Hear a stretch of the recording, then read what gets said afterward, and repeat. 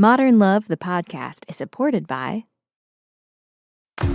Produced by the iLab at WBUR, Boston.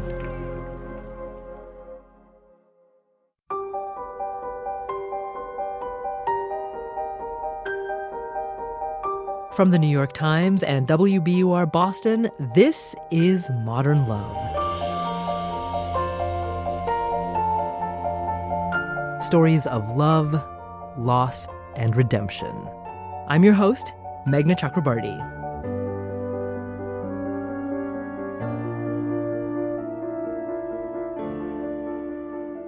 When we take stock of the people who matter most to us, there are the spouses, the family members, the best friends, the partners. And then there are the people who aren't any of those things, but who change our lives anyway. Emily Raboteau's essay is about one of those people. It's read by Lake Bell, who has starred in It's Complicated, In a World, and Wet Hot American Summer. You can see her now in Bless This Mess on ABC. No one goes into a move expecting to fall for her mover. I was no exception. This was back in October 2001, when people advertised their services by taping flyers to lampposts among signs for the 9/11 missing. That's where I found Derek's number, which I called in secret while my boyfriend was getting sloshed at whatever Brooklyn dive sold the cheapest drinks. We were being evicted from our apartment, a third-floor walk-up over a check-cashing store. My boyfriend, normally a sad drunk, had trashed the place. Our landlord was wise to sever ties with him. I was too insecure to do the same. He was my high school sweetheart and best friend, but living together was wearing me out. I decided to move in with a girlfriend. I told Derek all this during our first phone call. To his enduring credit, the mover didn't find this strange. A lot of couples were splitting up in the aftermath of 9/11, he said.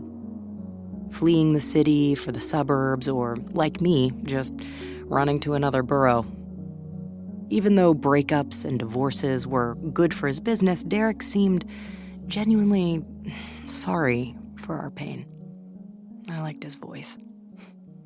As gentle as a funeral director's. Rather than itemize the things my boyfriend had broken, I told Derek about how rotten my last moving experience had been. The movers had refused to unpack the cargo van until I paid them double their initial quote. "How do I know you won't do me dirty like they did?" I asked. It was an indirect way of describing my problem with my boyfriend. Derek said exactly what I needed to hear. I didn't deserve to be treated badly. Guys like that, he said, gave good guys a bad name. Derek promised he would treat me and my stuff with respect. I was working my way through graduate school. His fee was a sliding scale. Did $300 sound fair? It did. My belongings when I was 25 consisted of 8 or 10 boxes of books, a Glad bag full of clothes, an aloe plant, and a spindly end table rescued from the curb that on humid days smelled of dog pee. Derek showed up on moving day at dawn with a 10-foot truck and an assistant named Robin. This made me think of him as Batman. His uniform was a Hanes undershirt with plaid flannel overlay, a black weightlifter's belt, work boots, jeans, and a driving cap. Tucked into the belt like a grappling hook was a heavy-duty package tape dispenser. He was probably only 5 years older than me, but seemed substantially more adult. I fantasized about hugging him. He'd come to rescue me from a lousy situation and transport me to a better one. I didn't like seeing myself as a damsel in distress, but there I stood, tearful and spent, fully dependent on Derek's muscle. My boyfriend had scuttled off without helping to pack a thing. A coffee splatter marked the wall where he smashed a mug when I asked for space. "You did the hard part," Derek said, lifting a box. "Now, leave the rest to me." I guessed it was his trademark line, but it did the trick. It made me feel secure. As he carried me off to my new place in the West Village, Derek told me that what he enjoyed most about his job, apart from meeting different kinds of people, was the puzzle of fitting things in the truck so they wouldn't break. He reassured me that I wasn't as fragile as I felt that day. He said I was moving on up, like the Jeffersons' theme song. True, I could now boast a Manhattan address, but my new place was no deluxe apartment in the sky. It was a tomb-sized, illegal sublet on A Street over a shoe store for drag queens. Although my roommate, Chastity, could have drunk my boyfriend under the table, I knew she'd never destroy the place. All the quality furniture belonged to her. "This place is great," Derek said, admiring the high ceilings. The kitchen was a nook with 2 burners. 2 separate closets housed the toilet and shower. My bedroom window was cloudier than a cataract. To free up some floor space, I set my bookshelf on my dresser and my TV atop the flimsy IKEA wardrobe. Chastity and I sat on the floor, craning our necks to watch romantic comedies with plates of greasy takeout balanced on our laps. Sometimes my boyfriend showed up, sometimes I let him in.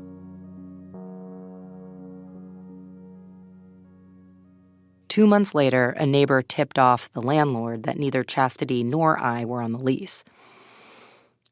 I called Derek for a second time. We needed to move back to Brooklyn pronto. As he lugged our things down the stairs, I admired the solidity of his boots, his meaty hands, and his job. More than that, I appreciated his sunny disposition. "Great job, ladies," he said, surveying our new railroad apartment. "You're going to be really happy here."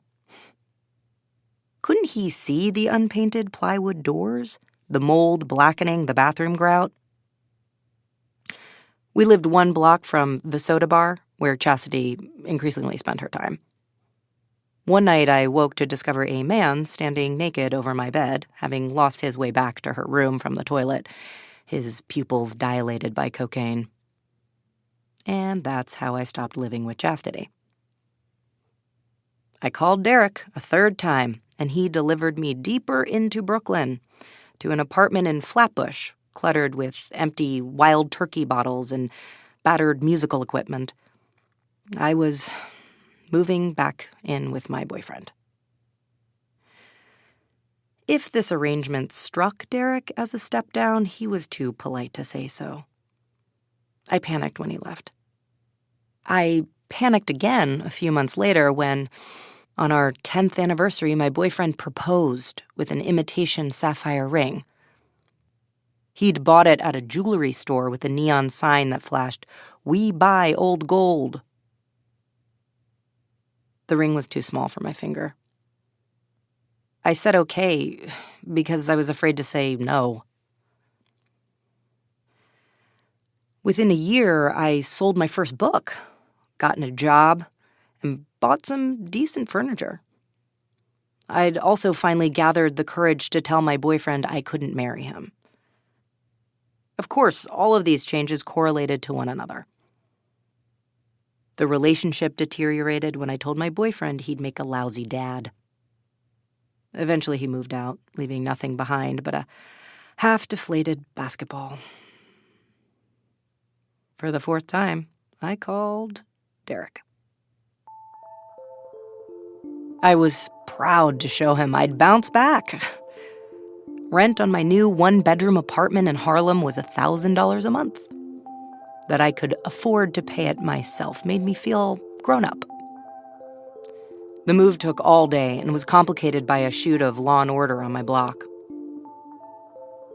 Derek didn't grumble about having to park his truck on another street. He cheerfully lugged my possessions up 5 flights, congratulated me on the condition of the hardwood floors, and overlooked the mouse holes in the baseboards. He stacked my last box at dusk, toweled off his face, and smiled. "You made it," he said. I hadn't always believed I'd land in a solid place, but Derek had. Now I had a profession, a residence, and some confidence. Only one thing was missing. Maybe because of the film set outside, I suddenly saw my plot resolving like one of those romantic comedies Chastity and I used to binge on. Could Derek be the one? Over the years, he'd become my model of a good man. I even liked the smell of his sweat. I bought us fried fish sandwiches at a nearby seafood joint. As we ate, sitting on book boxes, I considered asking him out on a date. I didn't. I felt too shy. Also, I'd been with my boyfriend since I was 16. I needed to mess around a little before dating seriously, and Derek wasn't right for that. I felt too much affection for him. I kissed him on the cheek, trusting we'd see each other again. Apart from my ex's old basketball, he wouldn't accept a tip. Whatever I paid him was less than he deserved, and less than he gave me. After living comfortably alone for a spell, I started seeing a man who shared Derek's decency, optimism, and build. 3 years later, he moved in with me. Once we agreed to pool our belongings, our hang-ups, and our dreams, we got engaged and bought an apartment.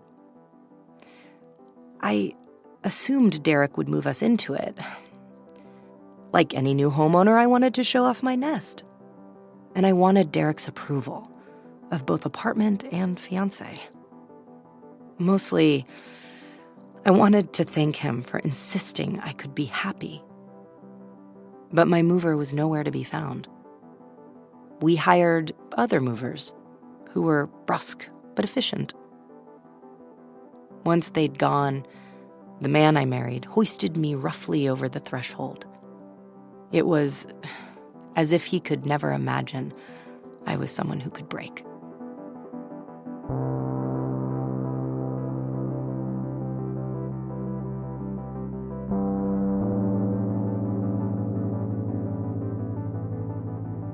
That's Lake Bell reading Emily Raboteau's essay, The Wisdom of the Moving Man. You can see her now in Bless This Mess on ABC. More from Emily after this.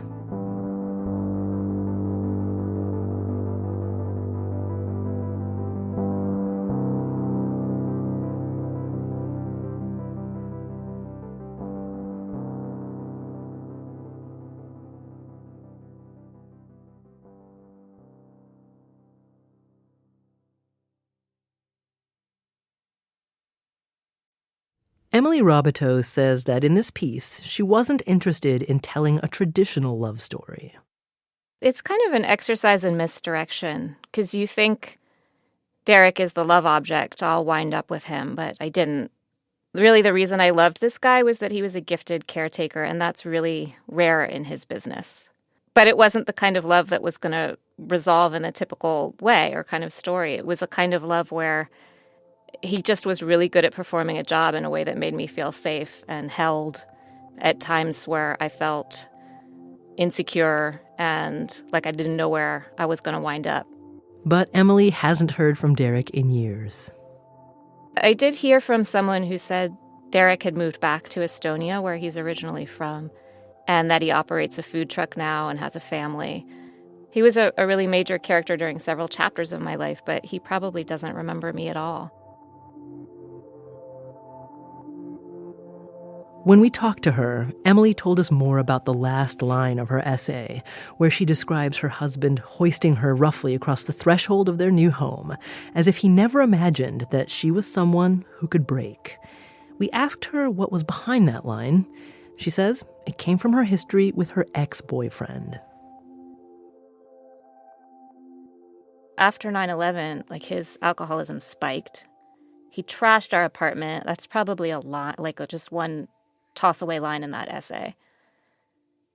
But what that looked like, I mean, just what that looked like was that he broke everything. He broke all of my possessions. Like, he broke the chairs, he crashed, he threw things against the wall. Now I'm getting emotional.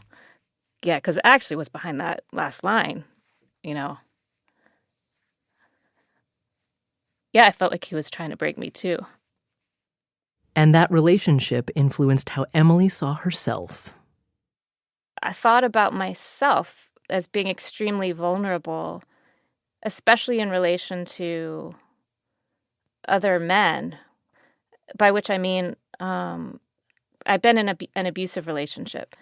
And so I had a sense of myself as being perhaps vulnerable or fragile because it was so difficult to extricate myself from that relationship.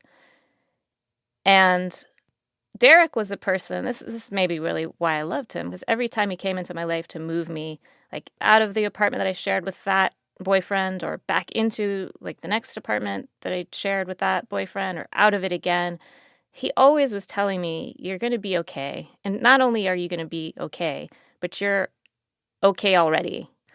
He was an optimist, in other words, and his optimism was infectious. And my husband, the man I married, he's also like that. And he didn't have a story about me as somebody who'd been abused or stuck in a relationship with an alcoholic, but rather as somebody who was okay and who was going to be okay and who was on an awesome path that he wanted to share.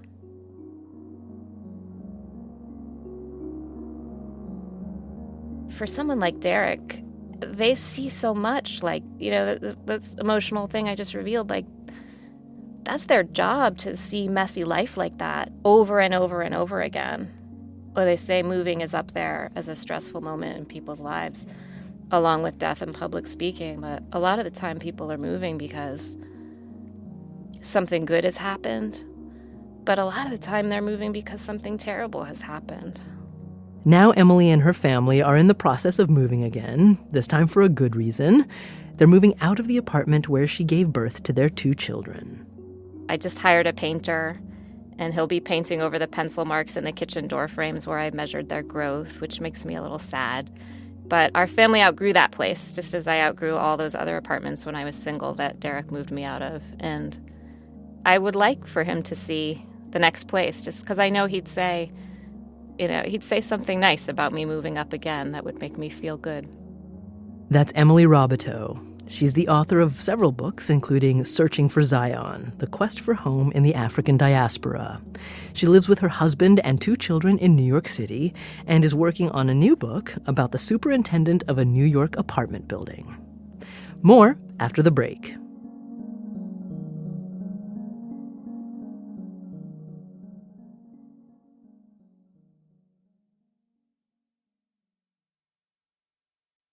Here's Daniel Jones, editor of the Modern Love column for the New York Times. One thing I love about Emily's piece is this idea that there are people in our lives, and often they're service people, in this case the moving man, who sort of traces the changes in our lives over a period of years and provides not only kind of a comfort in this case and a model of what she wants a man to be, but also someone whose judgment we sort of take to heart, even though, they probably spent, no more than a few hours together every few years as these moves take place. But I just thought that connection was so moving, and how much sort of emotional weight she attaches to this relationship.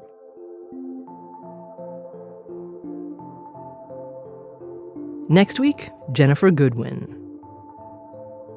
On a reverse sort of honeymoon, grief united us. Stripped of petty complaints, we felt grateful for everything, for waking up to sunlight on the bed, for each other's hands beneath the sheets. With the dark humor of comrades in suffering, we called any kind of parenthood, other than what we had endured, parenting light. We had held our child until the end. After that, What could be so bad about having to change 3 dirty diapers in a row at the zoo? What parent could resent a child staying home from school with the flu? If we were lucky enough to be parents together again, we figured we would never complain about anything.